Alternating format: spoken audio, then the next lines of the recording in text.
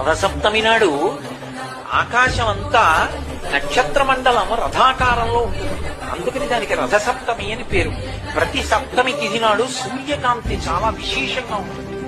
అటువంటి సప్తమి తిథి నాడు రథసప్తమి వచ్చినప్పుడు ఆ జిల్లేడాకులు రేగుపళ్ళు తల మీద పెట్టుకుని నమస్కారం చేసి సూర్యుడికి స్నానం చేస్తారు. ఎందుకు అంటే సూర్యబింబంలో ఉండేటటువంటి ప్రాణశక్తిని పుచ్చుకుని జిల్లేడాకు ఇక్కడ ఉండేటటువంటి గోరువెచ్చటి ఆ బ్రహ్మస్థానము నుండి ఆ లోపలికి ప్రసారం చేస్తుంది. దానివల్ల ఎదర వచ్చేటటువంటి విశేషమైనటువంటి వేడిని తట్టుకోవడానికి కావలసిన శక్తి వస్తుంది.